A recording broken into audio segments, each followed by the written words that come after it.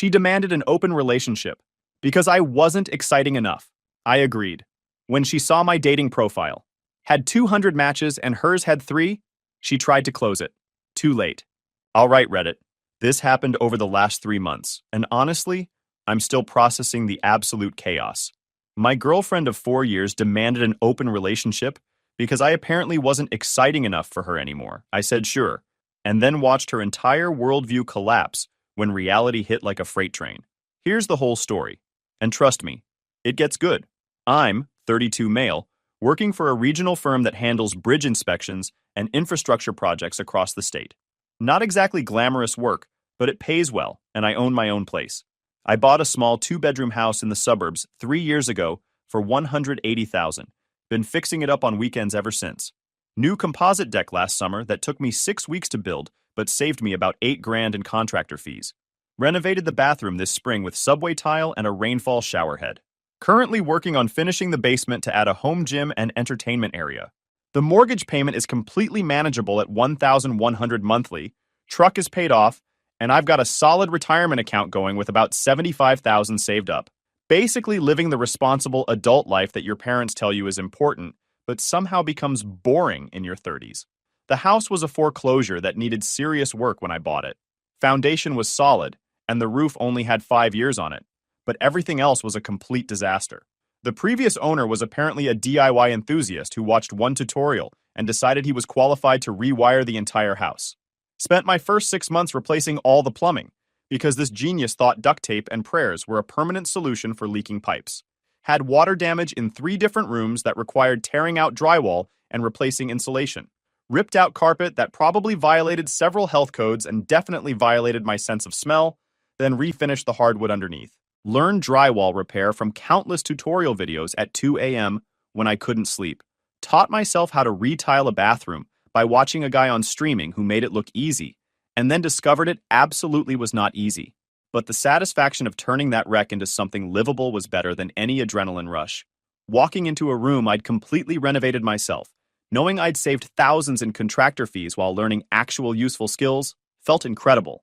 My neighbor Scott, retired contractor, would come over sometimes to check my work and give advice. He'd shake his head at whatever mess the previous owner left me, then show me the proper way to do things.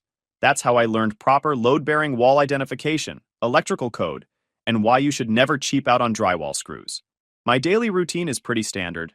Wake up at 6 a.m., hit the gym for an hour doing a mix of cardio and weights, shower, grab breakfast, get to the office by 8 a.m. Work usually involves site inspections, reviewing structural drawings, writing reports, and attending meetings where I explain to non-engineers why we can't just make it work when the math says the bridge is failing. Clock out at 5 p.m. unless there's an emergency inspection. Come home and either work on house projects or meal prep for the week because eating out every day is expensive and terrible for you. Weekends. I spend Saturday morning working on whatever renovation project is current, Saturday afternoon doing errands and yard work, and Sunday morning playing basketball with my buddy Kevin and whoever else shows up at the park. Sunday afternoons are for meal prep and laundry. I read before bed, usually engineering journals or history books. Not exactly living on the edge, but I'm content. I know what I'm doing. I'm building equity. I'm healthy. I've got money in the bank. That's where the problem started with my now ex-girlfriend, Nicole. Met Nicole, 28 female, 4 years ago, at Kevin's annual summer barbecue. She worked in pharmaceutical sales repping for some major company, drove a leased BMW 3 Series that she was very proud of, and always dressed like she was heading to a photo shoot even when we were just getting coffee. First impression was that she was way out of my league. Second impression was that she actually seemed interested when I talked about structural engineering, which never happens at parties. Third impression was that she laughed at my jokes and didn't immediately check her phone every 30 seconds. First 6 months were genuinely great. She seemed to appreciate that I had my life together, didn't play games, could hold an actual conversation about something other than drama and celebrities. We'd go out to dinner at actual restaurants, catch movies that weren't superhero sequels, take weekend trips to state parks for hiking. Normal couple stuff that felt easy and natural. She'd ask about my work and actually listen when I explained why certain bridge designs were better than others. I'd listen to her talk about pharmaceutical sales quotas and difficult doctors and insurance nightmares. We functioned like actual adults in a functional relationship. Things were solid for the first 2 years. She had her own apartment across town in one of those newer complexes, with a pool and a gym she never used. We'd alternate staying at each other's places, depending on whose commute was shorter the next day. She loved my house renovation projects at first, would come over on Saturday mornings with coffee and pastries, and help me paint or pick out fixtures at Home Depot. We'd spend entire afternoons in the tile aisle debating subway versus hexagon patterns, matte versus glossy finishes, arguing about whether the extra money for imported Italian tile was worth it. She actually seemed excited about building something together, planning a future where maybe this house would be our house instead of just my house. Her parents lived about 2 hours away, and we'd visit once a month for Sunday dinners. Her dad, Richard, was a retired accountant who appreciated that I had a budget spreadsheet and a 5-year financial plan. Her mom, Patricia, taught elementary school and kept dropping hints about how their future grandchildren would be so well taken care of with someone responsible like me. They loved me. I actually got along better with them than I did with my own parents who divorced when I was 12 and still couldn't be in the same room without fighting. Then around year 2, her coworker Brittany entered the picture. Brittany was one of those people who treated life like an Instagram story that needed constant updating. Every weekend was some new adventure that required photographic evidence. Every Tuesday night was Taco Tuesday at whatever trendy spot just opened and was charging $14 for 3 tiny tacos. Every Thursday was ladies' night at whatever club started requiring reservations. Every Sunday was brunch at some place with a 2-hour wait and eggs Benedict that cost more than my weekly grocery budget. The girl probably spent more on Uber rides in a month than I spent on my mortgage. Brittany was 26, single, and according to Nicole, living her best life. She worked pharmaceutical sales for a competing company, made decent money, and spent every penny of it on experiences and appearances. Her apartment was basically empty because she was never home and didn't see the point in owning furniture when you could go out instead. She drove a leased Mercedes that she couldn't actually afford, but looked good in photos. Her social media was a constant stream of club photos, beach weekends, festival tickets, and inspirational quotes about living boldly and not settling for mediocrity. Nicole started going out with Brittany more after they got assigned to work a major medical conference together. Girls' nights became twice a week instead of once a month, then 3 times, then 4. Then she's coming home at 2 a.m. on weeknights, stumbling in smelling like club smoke and whatever signature drinks cost $15 each, dragging into work the next day and complaining about being exhausted. I didn't care about her going out and having fun, but the constant complaining about being tired while simultaneously planning the next outing got old really fast. I'd suggest maybe cutting back to once or twice a week, getting some actual sleep, saving some money. She'd act like I was suggesting she join a monastery and take a vow of silence. I'm young, I should be having fun, not sitting at home every night like I'm retired, she'd say, completely ignoring that I wasn't saying never go out. Just maybe don't go out every single night and then complain about being tired. Around year 3, the comments started getting pointed. We never do anything spontaneous anymore. When's the last time we went somewhere exciting? You're always working on the house. Don't you want to actually live life instead of just maintaining it? I'd point out we just went to that Italian place she wanted to try last week, or we'd literally just booked tickets to visit my brother in Denver next month for a long weekend, or we'd done that wine tasting tour she found on Groupon 2 weeks ago. Didn't matter. Nothing was ever exciting enough. Exciting apparently required being unplanned, expensive, and preferably involving other people taking photos for social media. The real kicker was when she started comparing me to Brittany's boyfriend, Chase. Dude worked in sales for some startup, drove a Porsche he definitely couldn't afford, and was always posting about bottle service at clubs or last-minute trips to Vegas. Chase surprised Brittany with tickets to Cabo last week, just randomly booked them. Chase takes Brittany to this amazing rooftop bar every Friday. They have like 15 specialty cocktails. Chase is taking Brittany skydiving next weekend. When's the last time we did something adventurous? I finally asked her straight up, do you want to be with Chase? Because it sounds like you want to be with Chase. No, I just wish you'd put in more effort. Be more exciting. Take risks sometimes. I took a risk buying a house that needed 2 years of work to be livable. I take calculated risks with our finances so we can actually retire someday. What kind of risks are we talking about? She couldn't answer. Just went quiet and scrolled Instagram. This went on for months. I'd plan date nights and she'd complain we were going to the same restaurants. I'd suggest hiking or a weekend road trip and she'd say it wasn't exciting enough. Meanwhile, Brittany's posting stories from some new club every weekend, and Nicole's eating it up like gospel. 6 weeks ago, things finally came to a head. It was a Saturday afternoon, and I'm down in the basement working on installing new shelving units I'd built from plans I found online. These weren't cheap prefab particle board things from a big box store. These were solid pine with proper joinery that would actually hold weight. I was in the zone, measuring twice and cutting once like Scott taught me, focused on getting the spacing perfect so everything would be level. Nicole comes down the stairs, sits on my workbench right on top of the blueprints I'd laid out, and drops the conversation bomb. I've been thinking about our relationship. I set down my drill and turned to look at her. She was wearing one of those expensive workout sets that cost more than my weekly food budget, but had clearly never seen the inside of a gym. Fresh manicure, hair perfectly done, makeup on even though we had zero plans. This was her serious conversation outfit. Okay, I said, already knowing this wasn't going to be good. I love you, but I feel like we're stuck in a rut. We're too young to be this settled. I'm only 28, and I feel like my life is already over. We're in our 30s. This is what being an adult looks like. We have stability. We're building something. That's exactly what I mean, though. You're content with boring. I want more from life. I want experiences, adventures, growth. I grabbed a shop rag and wiped sawdust off my hands, buying time to process where this was going. What kind of experiences are we talking about? She hesitated, bit her lip in that way she does when she's about to say something she knows I won't like. Brittany's been talking about how some of her friends have open relationships. It lets them experience new things, meet new people, explore their options while still maintaining their primary partnership. I actually laughed. Couldn't help it. Of all the things I expected her to say, that wasn't remotely on the list. You want an open relationship. I want us to explore our options, meet new people, have new experiences. We can still come home to each other at the end of the day. It takes the pressure off trying to be everything for each other. So you want to hook up with other people while dating me. It's not about hooking up. It's about growth and excitement and not feeling like my life is over before it even really started. She was getting defensive now, voice rising slightly. Brittany and Chase have been doing it for 3 months, and they're happier than ever. It takes the pressure off. You don't have to be everything for me. I don't have to be everything for you. We can experience life and then come back together stronger. I put my tools away carefully, lined them up in their proper places in my tool chest, used the time to think, set down my tape measure, coiled up the extension cord, hung up my safety glasses. She sat there watching me with this expression that was half hopeful, half guilty, like she knew exactly what she was asking, but hoped I'd be too nice to call it out. When did you decide this?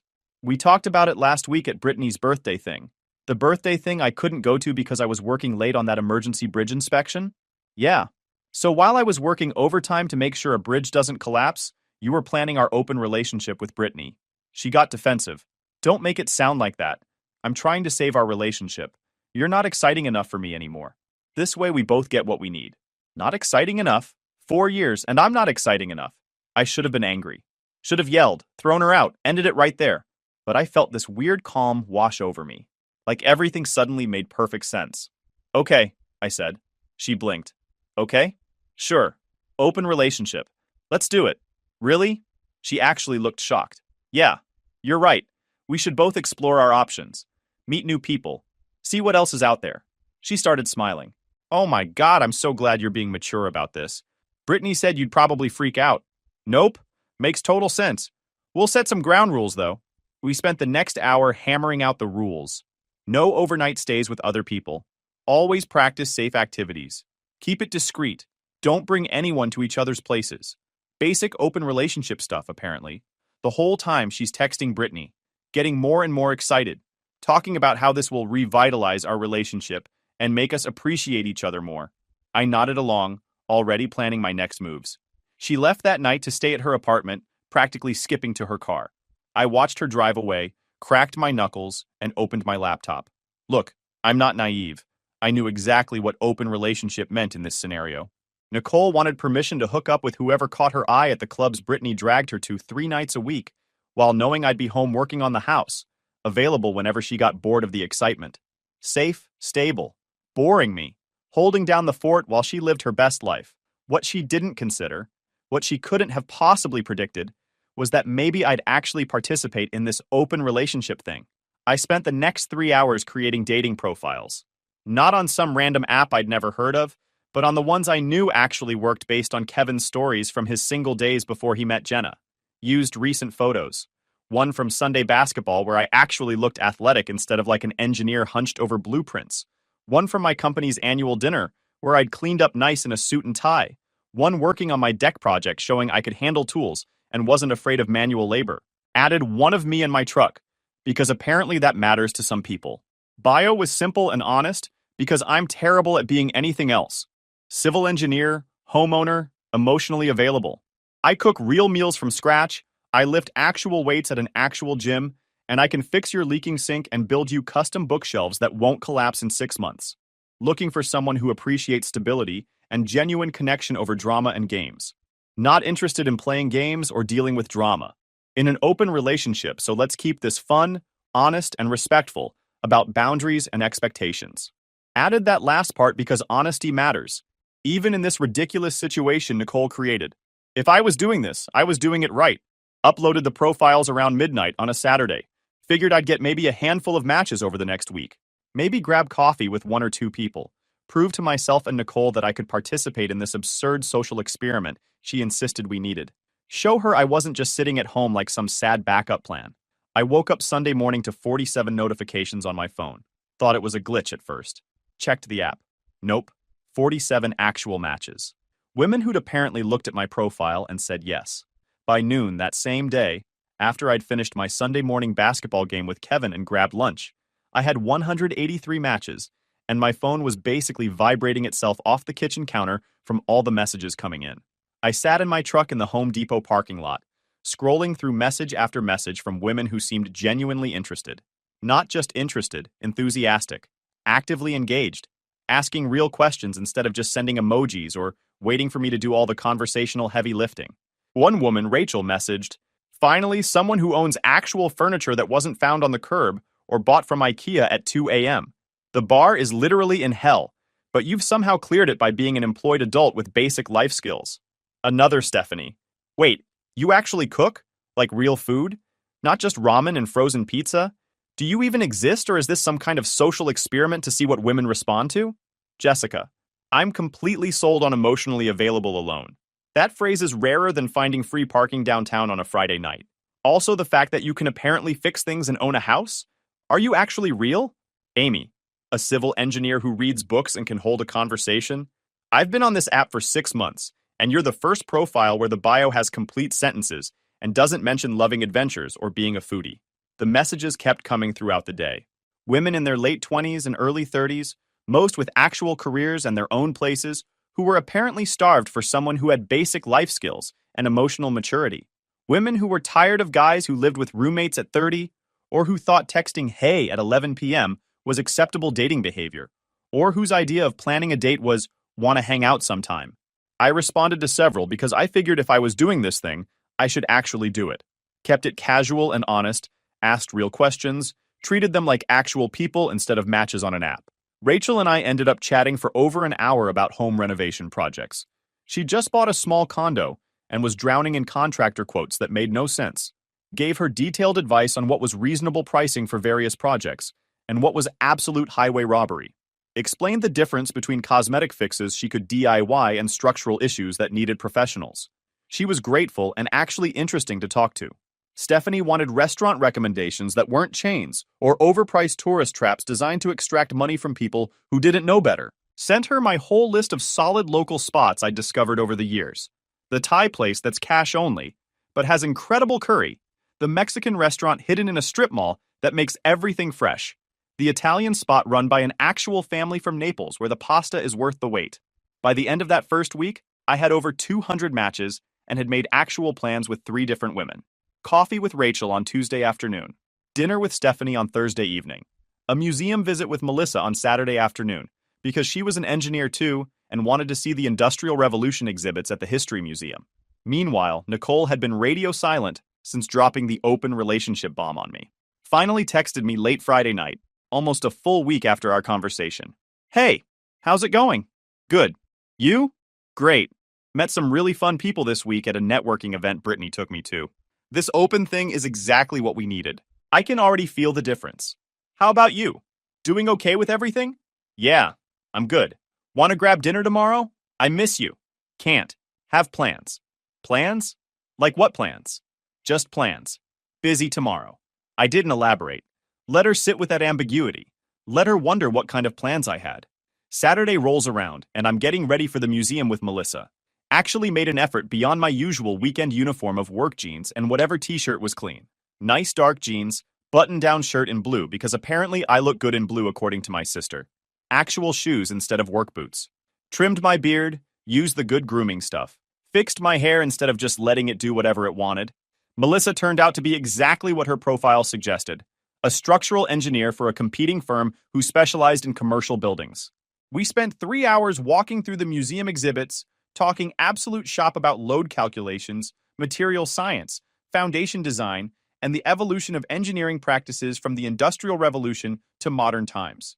Discussed the failures of early bridge designs and what we learned from catastrophic collapses. Debated the merits of different structural systems. Got into a friendly argument about whether computer modeling had made engineers lazy or just more precise. This was my element. Someone who understood the actual work, who got excited about problem solving and math and physics, who didn't glaze over when I explained why certain designs worked and others failed. Got lunch after at this sandwich place she knew about that was hidden in a strip mall but served incredible food. Easy conversation over turkey clubs and sweet potato fries. She mentioned she'd been on these apps for months and mostly encountered guys who either still lived with their parents at 30 or had no career ambition beyond their current position or thought sending shirtless gym selfies counted as having a personality. You seem normal, she said, and I could hear the relief in her voice. That's honestly depressing that normal is such a low bar. But here we are. You have a job, your own place. You can hold a conversation about something other than sports or video games, and you clearly showered before meeting me. The bar is underground and you've somehow cleared it. The bar sounds pretty low. You have no idea. Last week I went on a date with a guy who showed up 40 minutes late, didn't apologize, and then spent an hour talking about his ex-girlfriend and why she was crazy. Then asked if I wanted to split an appetizer because he was broke until payday. That's the competition.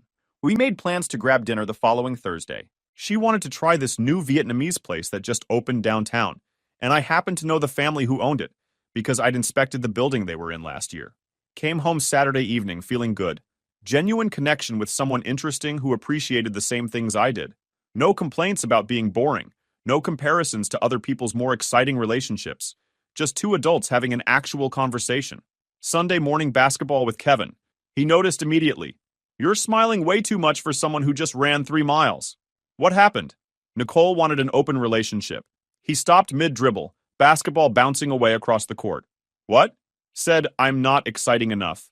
Wants to explore options while keeping me as her backup plan? Whole thing was Brittany's idea, apparently. And you said? I said sure. Made dating profiles. Got 200 matches in less than a week. Kevin started laughing, had to sit down on the court bench. No way. 200? Dead serious. Went out with 3 different women this week. All of them were normal, interesting people with actual careers and lives. Had actual conversations instead of listening to Nicole complain about not going to enough clubs. Does Nicole know about this? Not yet, but she will. He grinned. Oh man, this is gonna be good. That Sunday evening, Nicole called right as I was finishing meal prep for the week. Hey, I really miss you. Want to come over? I made dinner. Well, I ordered from that Italian place you like. Same thing, basically. Sure, I'll head over in an hour after I finish up here. Showed up at her apartment and she'd gone full girlfriend mode. Had the food plated nicely instead of just eating from containers, lit candles on her dining table, put on that jazz playlist I used to like, dimmed the lights. Playing the role of perfect partner, probably following some checklist from whatever article Brittany had sent her about maintaining relationships. We're eating pasta when she starts asking about my week in that casual way that's clearly not casual at all. So what did you do this week? Work on the house? Finally finish that basement project? Some basement work, yeah. Also went out a few times. She paused, fork halfway to her mouth, trying to keep her expression neutral. Oh yeah? With Kevin? Different people, actually. Mix of different people. I watched her process this. Saw the exact moment realization started creeping in. What kind of different people? Met someone for coffee on Tuesday afternoon. Had dinner Thursday night. Spent Saturday at the History Museum. Her expression shifted through about 5 different emotions in 3 seconds. Confusion, because this didn't match her mental image of me staying home. Disbelief, because apparently I wasn't supposed to actually participate. Anger, starting to bubble under the surface. Something that looked like panic, probably realizing this wasn't going according to whatever plan she and Brittany had discussed. You went on dates.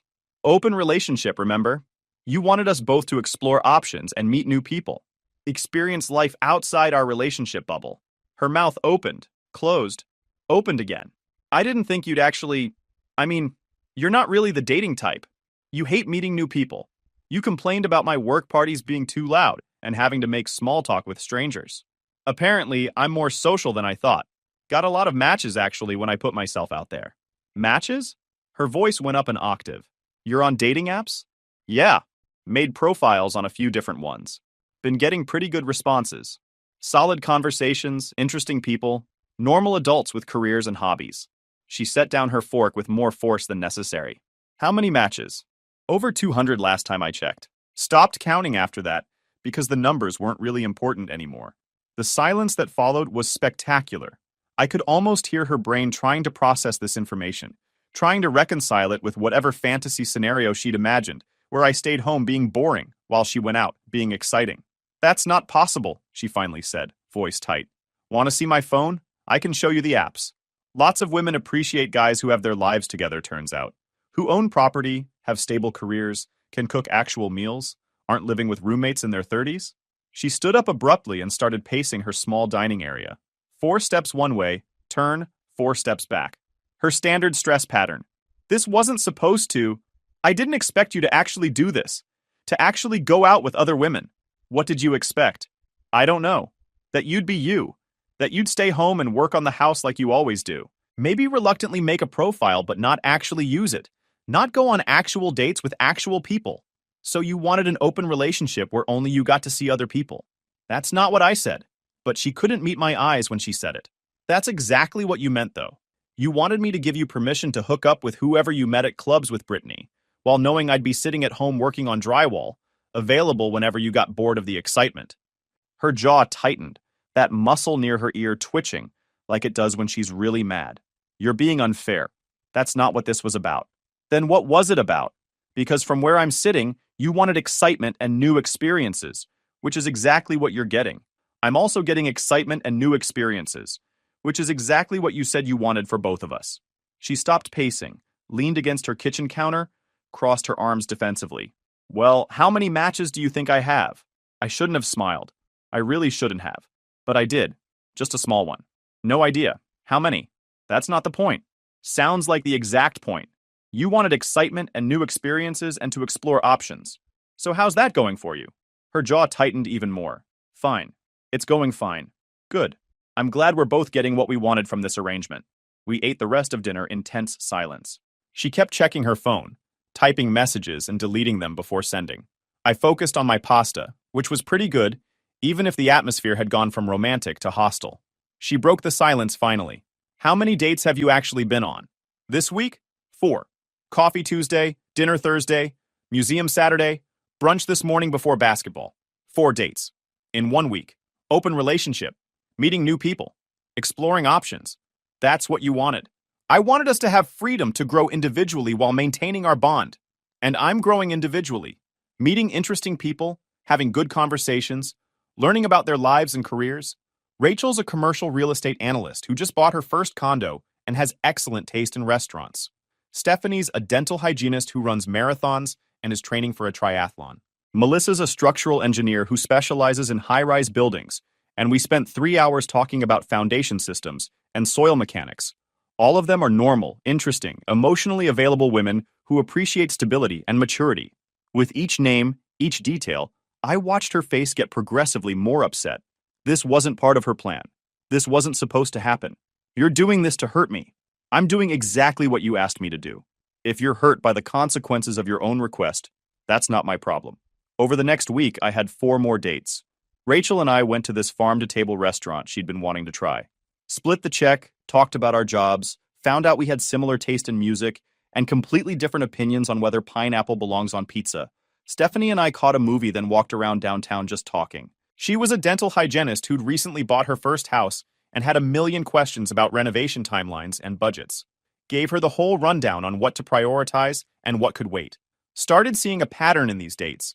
These were grown women with careers, goals, and their lives together. They weren't looking for someone to make them exciting. They wanted someone stable, reliable, who could have an adult conversation and split a bill without making it weird. 2 weeks into this open relationship experiment, Nicole started getting clingy.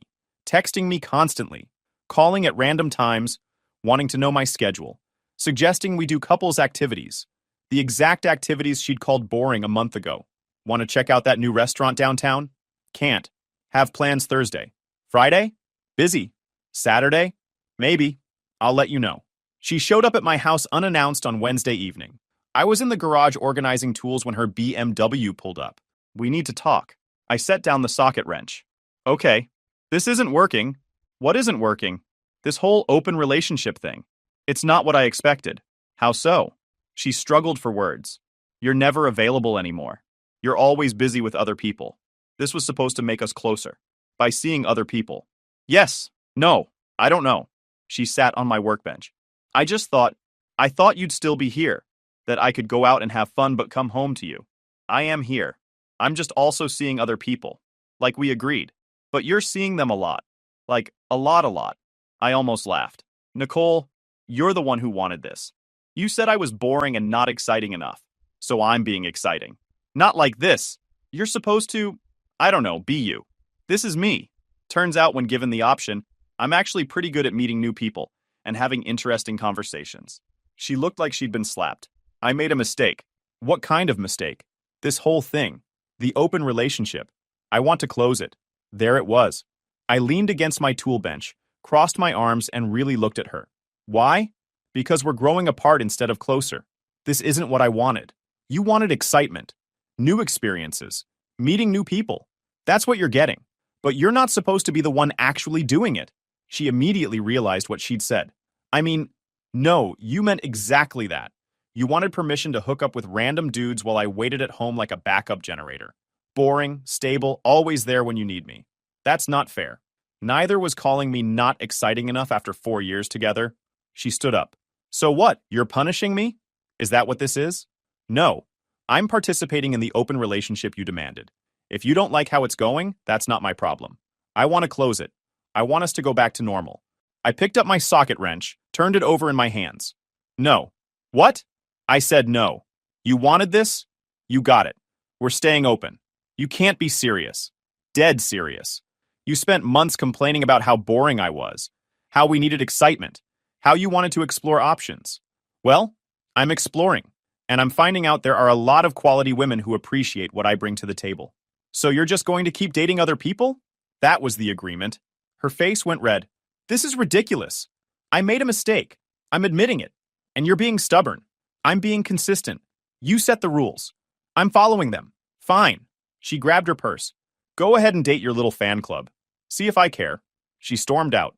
I heard her BMW screech out of the driveway. Went back to organizing tools. The next morning, Kevin called during my workout. Nicole just texted Jenna. Jenna was Kevin's wife, also friends with Nicole. Yeah? Absolutely losing her mind. Says you're being cruel and vindictive, that you're only dating other women to hurt her. She wanted an open relationship. That's what Jenna told her. Nicole's claiming she never thought you'd actually go through with it, that you were supposed to talk her out of it or something. That's insane. That's Nicole. Jenna asked how many matches she got. Want to guess? No idea. 3. Total. Over 2 weeks. I actually stopped mid-rep on the bench press. 3? Yep. And according to Nicole's tearful confession, all 3 were not her type. Translation, they probably wanted to actually date her instead of just taking her to clubs. The pieces fell into place. Nicole expected to have guys lining up while I stayed home alone. Instead, I had 200+ matches and 3 successful dates, while she got barely any attention from the kind of guys she actually wanted. Reality had hit her like a freight train. What are you going to do? Kevin asked. Keep doing exactly what I'm doing. That weekend, I had 2 dates lined up. Saturday brunch with Rachel. We'd been seeing each other pretty regularly and actually clicked really well. Sunday afternoon coffee with a woman named Patricia who taught high school physics and apparently loved talking about infrastructure engineering as much as I did. Saturday morning, Nicole called. I let it go to voicemail. Tried again an hour later. Voicemail. Texted. Please call me. We need to talk. Didn't respond.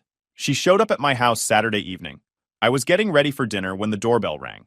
Opened the door to find Nicole in full crisis mode. Makeup running, red eyes, the works. Can I come in? Stepped aside. She walked to the living room and collapsed on my couch. I messed up. I messed up so bad. I sat in the recliner across from her. Said nothing. This whole thing was stupid. I got caught up in what Brittany was doing, and I don't know what I thought. That having options would make me feel better about us. And did it? No, it made everything worse. Nobody wants to actually date me. They just want to hang out at clubs and hook up. I thought I'd meet interesting people, but everyone's so shallow. Interesting. She looked up. I know you're angry. You have every right to be. But I'm asking you to close the relationship. Let's go back to how things were. Why would I want that? Because we're good together. We have history. We know each other. These random people don't mean anything. They mean something to me. More than I do. I leaned forward. Nicole, you told me I wasn't exciting enough, that I was boring, that you needed more. So I gave you more. I gave you exactly what you asked for. I was wrong. I see that now. You're not boring.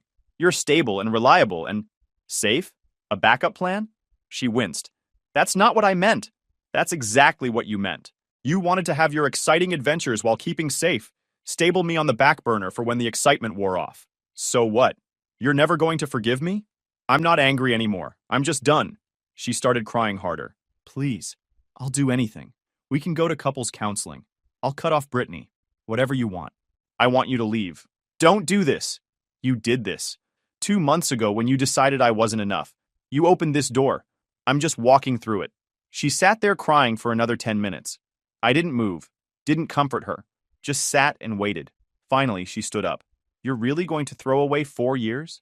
You threw it away when you called me boring and demanded an open relationship. I'm just accepting reality.